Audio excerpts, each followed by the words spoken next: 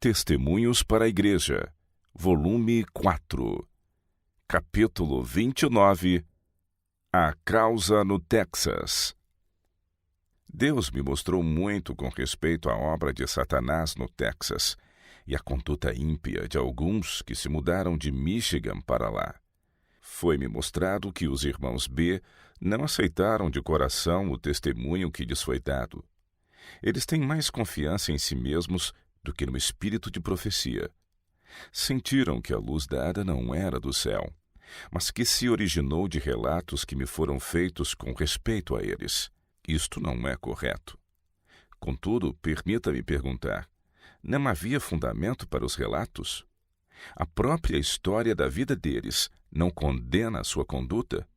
Nenhuma pessoa dessa família teve uma experiência religiosa que a qualificaria a tomar qualquer posição de liderança no ensino da verdade para outros. Purificai-vos, vós que levais os utensílios do Senhor. Isaías 52, verso 11. Foram as palavras proferidas pelo anjo de Deus. Eles não são vasos escolhidos por Deus para realizar qualquer parte de seu trabalho tão sagrado. Maculam e corroem, mas não purificam e abençoam. Vocês têm, irmãos B, sempre mantido um baixo padrão de cristianismo. Por um tempo, onde não são plenamente conhecidos, têm influência.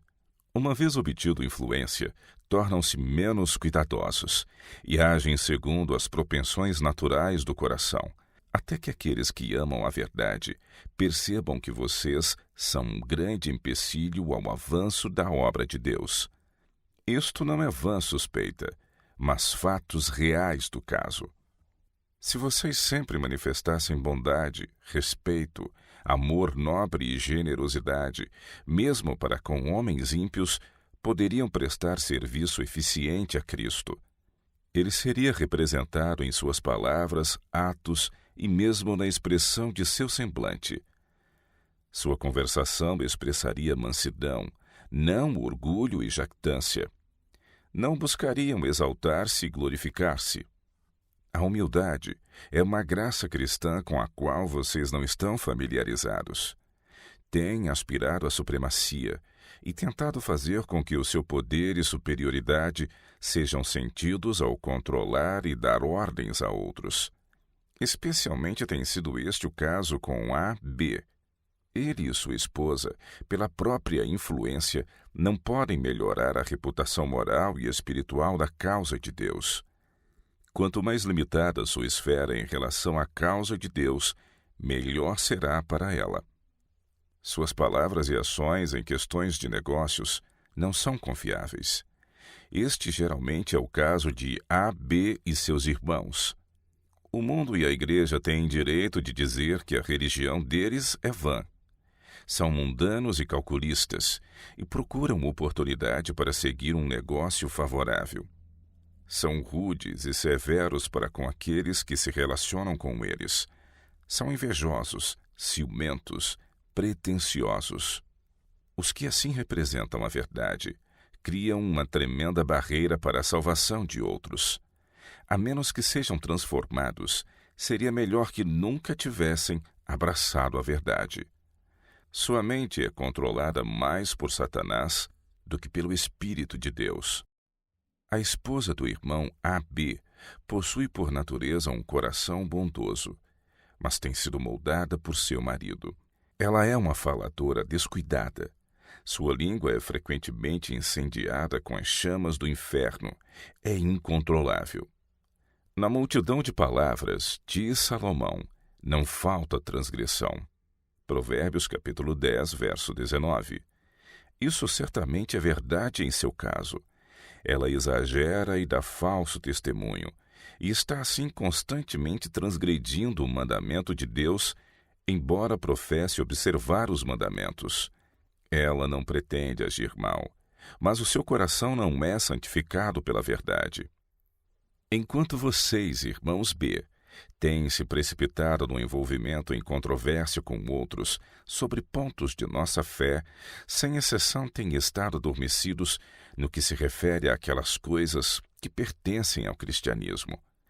Não estão nem mesmo sonhando quanto à posição perigosa que ocupam. Essa apatia se estende sobre a igreja e sobre cada um que, professando a Cristo, como vocês têm feito, nega-o por suas obras. Estão levando outros ao mesmo caminho de descuido em que estão trilhando. A palavra de Deus declara que sem santificação ninguém verá o Senhor. Hebreus capítulo 12, verso 14. Jesus morreu para nos remir de toda iniquidade e purificar para si um povo seu, especial, zeloso de boas obras. Tito capítulo 2, verso 14. A graça de Deus se há manifestado, trazendo salvação a todos os homens, ensinando-nos que, renunciando à impiedade e às concupiscências mundanas, vivamos neste presente século sóbria, justa e piamente. Tito capítulo 2, versos 11 e 12. Cristo diz: Sede vós, pois, perfeitos, como é perfeito vosso Pai, que está nos céus. Mateus capítulo 5, verso 48. Para que servem suas orações, enquanto atendem à iniquidade no coração? Salmos 66, verso 18. A menos que façam uma mudança completa, não demorará muito, tornar-se-ão cansados de reprovação, como se deu com os filhos de Israel, e à semelhança deles, apostatarão de Deus.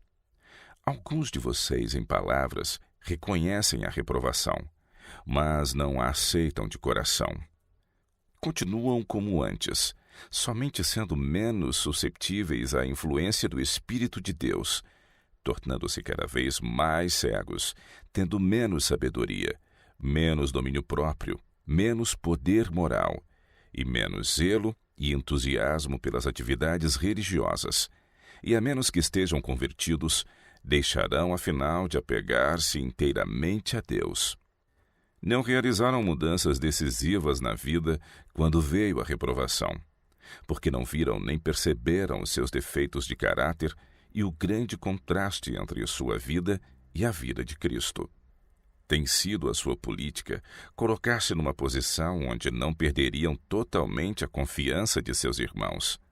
Foi-me mostrado que a condição da igreja é deplorável. A sua influência, irmão A.B., e a de sua esposa tem resultado, como o irmão e todos podem ver, em discórdia e contenda, e se revelarão a ruína final da igreja, a menos que mudem de local ou se convertam. Você corrói e enferruja aqueles que se relacionam com você.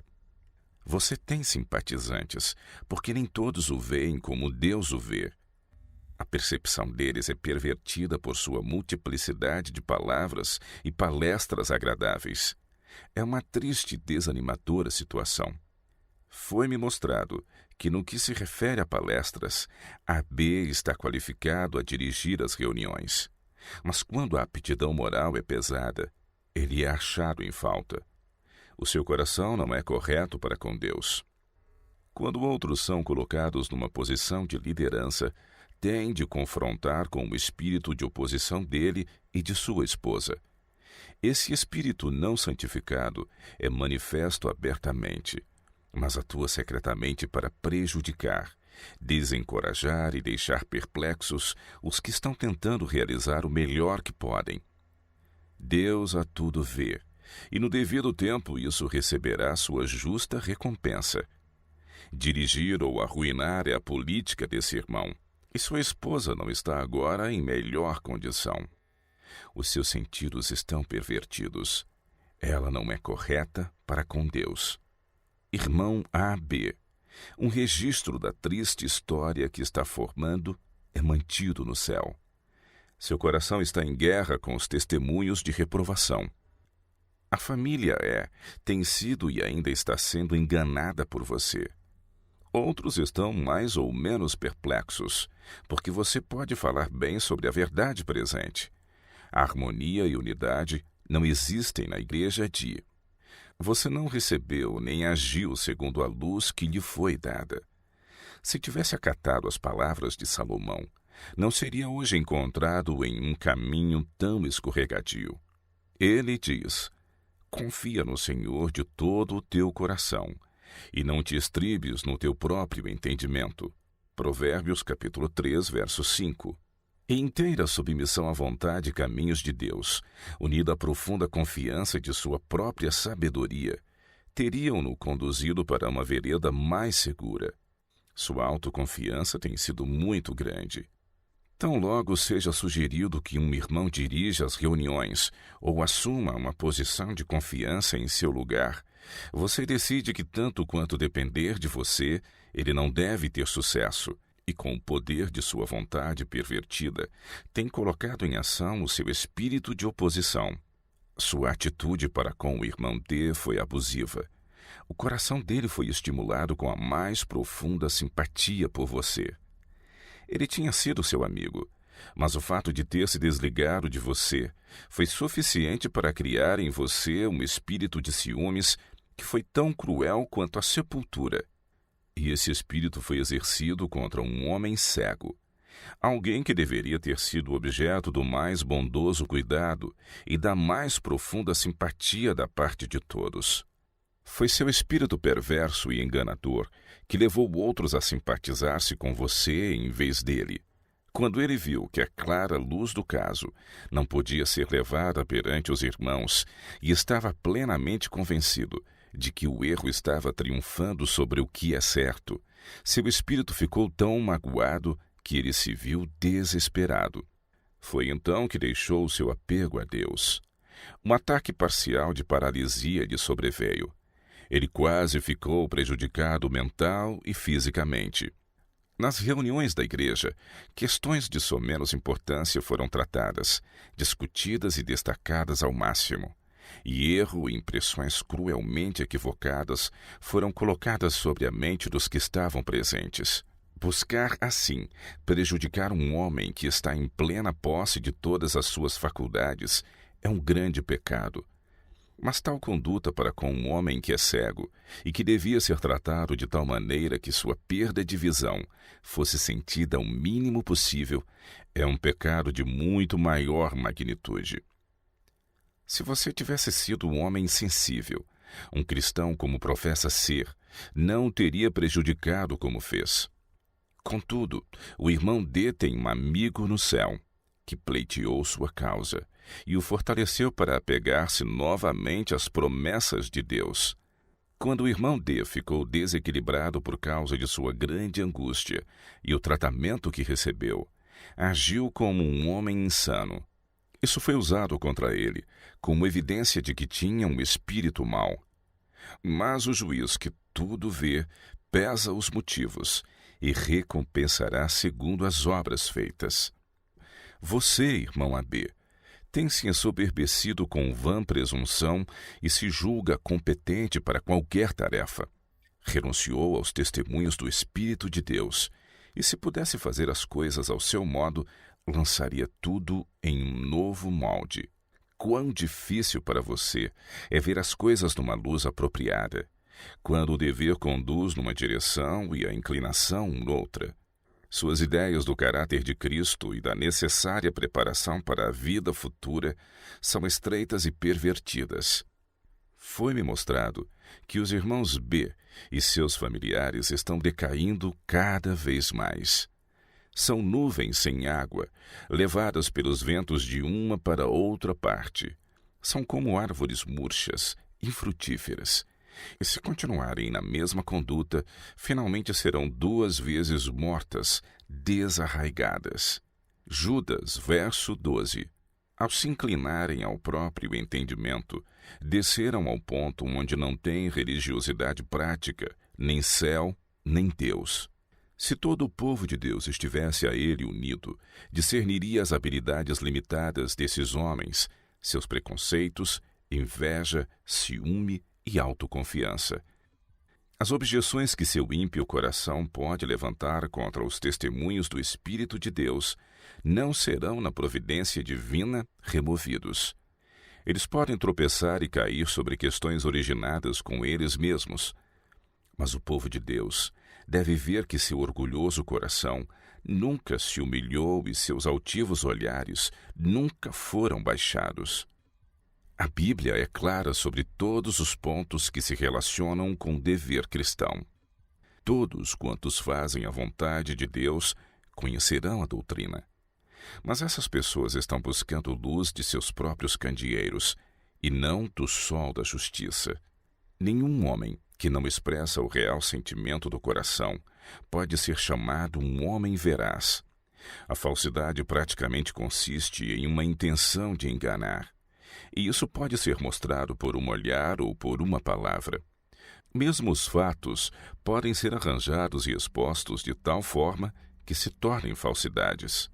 Alguns são peritos nesses negócios e buscarão justificar-se por desviarem da estrita veracidade.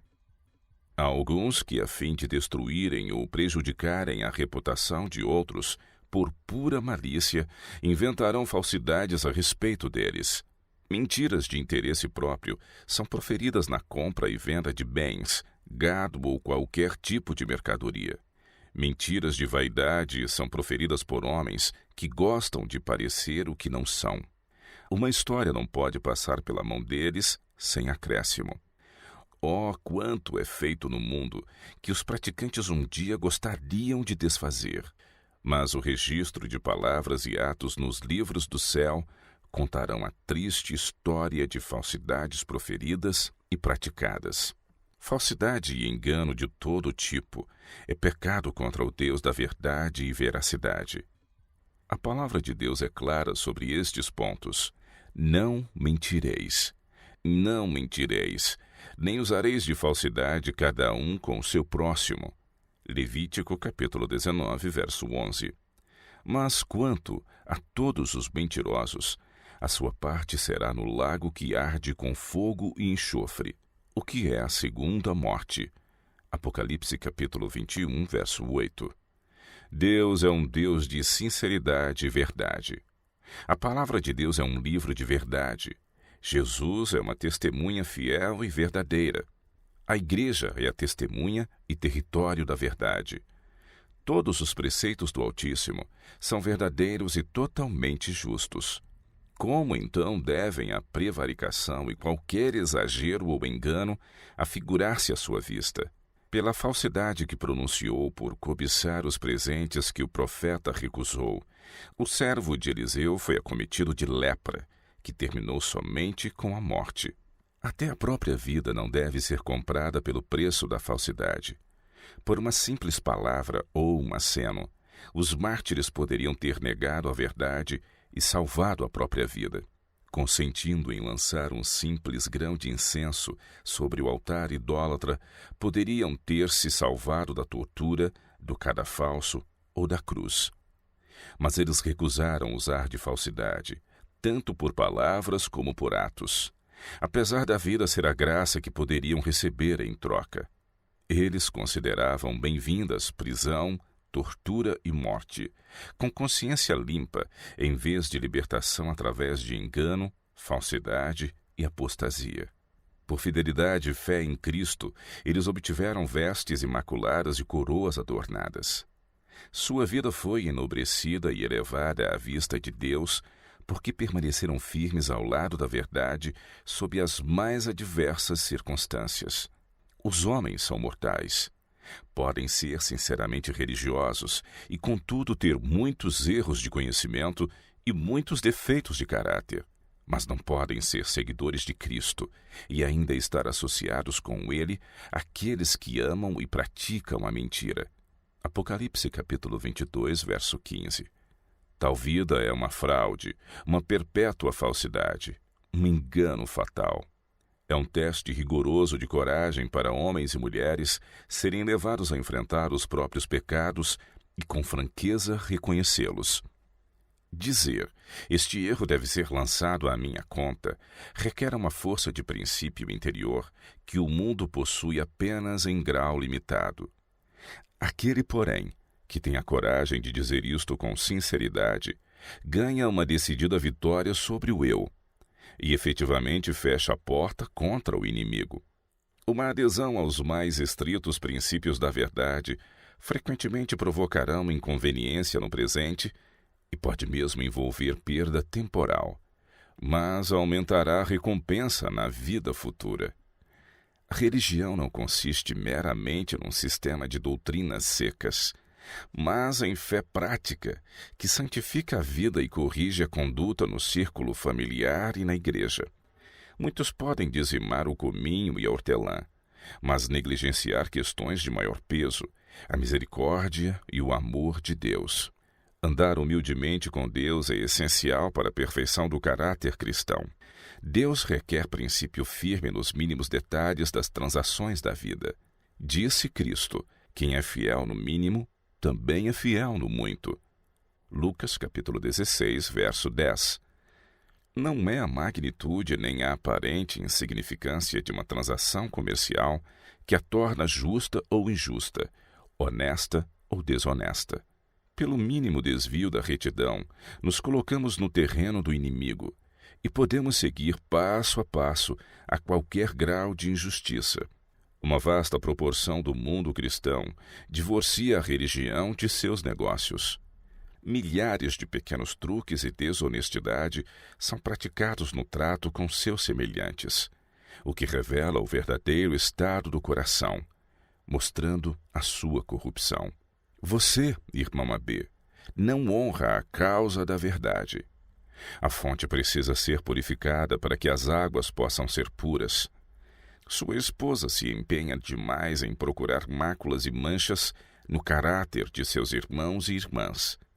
Enquanto busca tirar as ervas daninhas nos jardins de seus vizinhos, negligencia o seu próprio. Ela precisa fazer esforços mais diligentes a fim de desenvolver um caráter imaculado. É muitíssimo perigoso ela falhar aqui.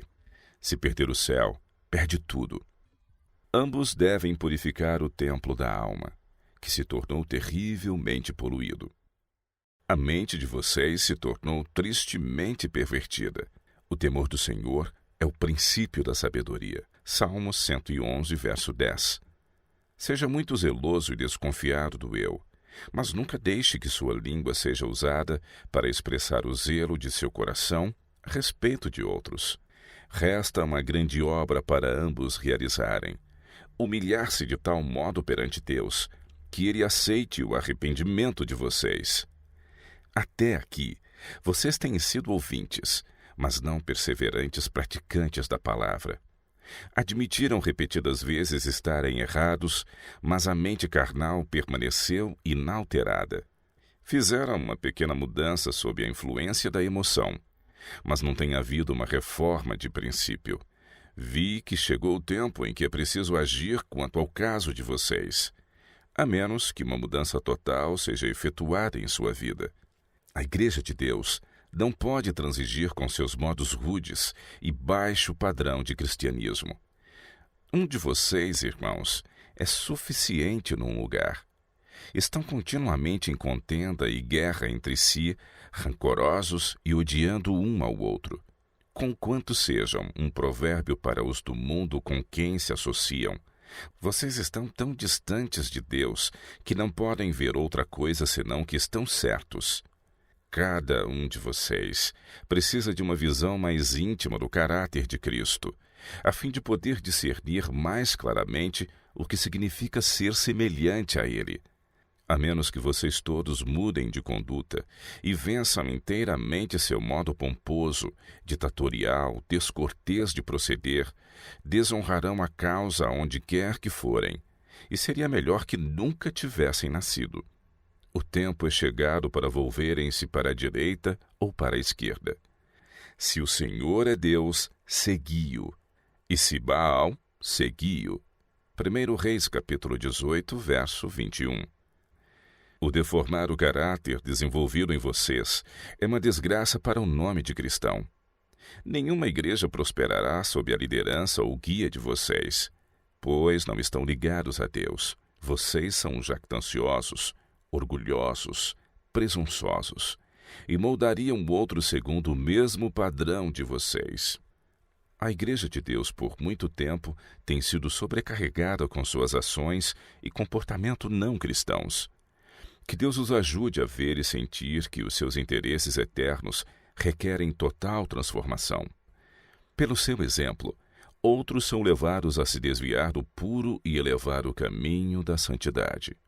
Na verdade, grandes homens são invariavelmente modestos. A humildade é uma graça que se ajusta naturalmente a eles como uma veste. Aqueles que têm preenchido a mente com conhecimento útil e que possuem realizações e refinamentos genuínos são os que mais se disporão a admitir a fraqueza do próprio entendimento. Não são autoconfiantes nem jactanciosos, mas em vista de realizações mais elevadas a que poderiam erguer-se em poder intelectual, parecem a si mesmos ter apenas começado a ascensão. É o pensador leviano, com conhecimento básico ou superficial, que se julga sábio e assume desprezíveis ares de importância. Vocês poderiam ser hoje homens de honra e confiança, mas têm estado tão satisfeitos consigo mesmos que não têm melhorado a luz e privilégios que lhes foram graciosamente concedidos. A mente de vocês não foi desenvolvida pelas graças cristãs, nem suas afeições santificadas pela comunhão com o doador da vida. Há uma pequenez, um mundanismo que assinala o caráter exterior e revela o indubitável fato de que tem estado andando segundo o próprio coração e a própria vista, e que estão cheios da própria astúcia. Quando ligado a Deus e sinceramente buscando a sua aprovação, o homem se torna elevado, enobrecido e santificado. A obra de elevar-se precisa ser realizada pelo próprio homem, através de Jesus Cristo. O céu pode dar-lhe toda a vantagem no que tange às coisas temporais e espirituais, mas será tudo em vão, a menos que se disponha a apropriar-se dessas bênçãos e a ajudar-se. Suas próprias faculdades devem ser colocadas em uso, ou ele finalmente será pesado na balança e achado em falta. Será um fracasso no que se refere a esta vida e perderá a vida futura. Todo aquele que com determinado esforço busca auxílio do alto e subjuga e crucifica o eu, pode ser bem-sucedido neste mundo e obter a futura vida imortal. Este mundo é o campo de trabalho humano. Sua preparação para o mundo futuro depende da maneira como desempenha seus deveres neste mundo. Deus designou que fosse uma bênção para a sociedade, e ele não pode, se quiser, viver e morrer para si mesmo. Deus nos uniu como membros de uma família, e este relacionamento todos são obrigados a manter. Há trabalhos que devemos a outros e que não podemos ignorar e, ao mesmo tempo, guardar os mandamentos. Viver, pensar e agir só em benefício próprio é tornar-se inútil como servo de Deus. Títulos ilustres e grandes talentos não são essenciais para sermos bons cidadãos ou cristãos exemplares. Temos em nossas fileiras demasiadas pessoas que são impacientes, faladoras, louvam a si mesmas e tomam a liberdade de exaltar-se, não respeitando idade, experiência ou posição. Atualmente, a Igreja tem falta da ajuda de um caráter oposto. Homens modestos, calmos, tementes a Deus, que suportarão responsabilidades desagradáveis impostas sobre eles, não pelo nome, mas para prestar serviço a seu mestre, aquele que por eles morreu. Pessoas com tal caráter não acham que erguer-se diante dos idosos e tratar os cabelos grisalhos com respeito rebaixa sua dignidade. Nossa Igreja precisa eliminar as ervas daninhas. Existe demasiada exaltação própria e autossuficiência entre os membros. Deus se deleita em honrar os que o temem e o reverenciam. O ser humano pode ser tão elevado que forme o elo que liga o céu à terra. Ele saiu das mãos do Criador com caráter simétrico, dotado com tal capacidade para desenvolver-se, que, combinando a influência divina com o esforço humano, pudesse elevar-se quase ao nível dos anjos. Contudo, quando assim elevado, não teria noção de sua bondade e grandeza. Deus tem dado ao homem aptidão intelectual capaz do mais elevado cultivo. Se os irmãos B tivessem visto a natural grosseria e rudeza de seu caráter e com permanente cuidado cultivassem e treinassem a mente, fortalecendo os pontos fracos do caráter e vencendo seus defeitos evidentes, alguns deles teriam sido aceitos como mensageiros de Cristo. Como são agora, porém, Deus não pode aceitar qualquer deles como seu representante. Não tem percebido suficientemente a necessidade de aperfeiçoamento para buscá-lo. Sua mente não tem sido treinada pelo estudo, observação, reflexão e constante esforço para disciplinar-se plenamente para os deveres da vida. Os recursos para aperfeiçoamento estão ao alcance de todos. Ninguém é tão pobre ou tão ocupado que, com a ajuda de Cristo, não possa aperfeiçoar-se na vida e no caráter.